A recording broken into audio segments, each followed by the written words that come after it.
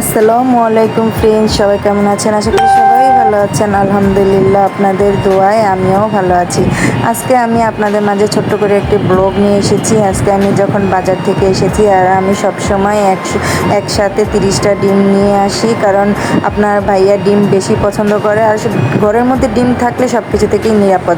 আর আজকে আমি cold coffee বানাবো, সেজন্য আমি কফি নিয়ে এসেছি। আর এখানে আমি শাক, লাউ আর রুই মাছের মাথা দিয়ে লাউ রান্না করব, কলমি শাক ভাজি করব। আচ্ছা, যাই হোক, প্রতিদিনই তো আমাদের কিছু না কিছু রান্নার আয়োজন থাকে। আসলে রান্নার ভিডিওটা করতে গেলেও অনেক সময় অনেকটা সময় দরকার, যেহেতু একসাথে কেটে কুটে ধুয়ে নিয়ে তারপরে দেখাতে হয়, সেজন্য অনেকটাই সময়ের ব্যাপার। আর সবচাইতে বড় কথা হচ্ছে, আমি বেশিরভাগ সময় খুব তাড়াহুড়া করে রান্না করতে হয়, কারণ আমি ঘর বাহির দুই দিক দিয়েই সামলাতে হয়। আসলে আমরা মানুষ হয়তো দুজন, কিন্তু আমরা দুজন হলেও আমাদের রান্নাটা প্রতিদিনই করতে হয়। কিছু না কিছু রান্নার আয়োজন থাকে। অনেক সময় দেখা যাচ্ছে আমি আসলে ভুনার জিনিসটা একটু কম পছন্দ করি। আমি পেঁয়াজ তরকারি অত একটা পছন্দ করি না। সবজি দিয়ে ভাত খেতে আমার সবচাইতে বেশি ভালো লাগে, আর সবজি আমি খুব বেশি পছন্দ করি। জানি না আমার মতো কে কে সবজি পছন্দ করেন, কিন্তু যারাই আমার মতো সবজি পছন্দ করেন প্লিজ কমেন্ট বক্সে জানাবেন। আর আমার ভিডিওটা কেমন লেগেছে সেটাও কমেন্ট বক্সে জানাবেন। অ্যাকচুয়ালি কিছু মানুষ আছে যাদের একটু চুলকানি রোগ আছে, যারা যেই ভিডিওই দেই না কেন সেই ভিডিওতে তারা একটা উল্টাপাল্টা কমেন্টস করবে, এটাই স্বাভাবিক। আর দেখেন, রান্নার ভিডিও দিলে এটা তো প্রবলেম যে রান্না দিয়ে আমি ভাইরাল হতে চাইছি, আর খানার ভিডিও দিলে এটা তো প্রবলেম যে খাবার দেখিয়ে আমি ভাইরাল হতে চাইছি।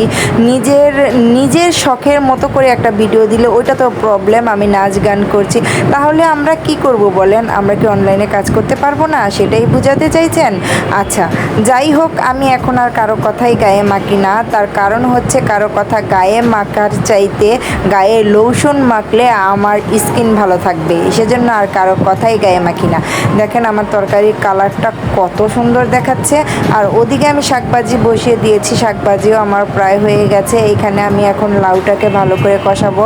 আসলে অনেক দিন পর একটা ভালো মোবাইল দিয়ে ভিডিও করতে পেরে মনটাও ভালো লাগছে। দেখেন আমার ঘরের অবস্থা কী রকম, কারণ সকালবেলা আপনার ভাইয়াকে বিদায় করে আমি আপনার বাহিরে কিছু কাজ ছিল, বাজার করে নিয়ে এসেছি, সেজন্য ঘর আর গুছানো হয়নি। তারপর ঘরটাকেও সুন্দর করে গুছিয়ে নিলাম আর আপনাদের সাথে শেয়ার করলাম।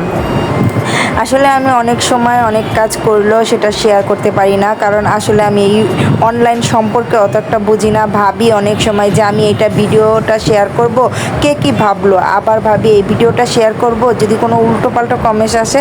এখন থেকে ভাবলাম যে আসলে যে উল্টোপাল্টা কমেন্টস করার সে সবসময় উল্টোপাল্টা কমেন্টস করবে, সেগুলো আমার মাথায় নিলে হবে না, তাহলে আমি অনলাইনে কাজ করতে পারবো না।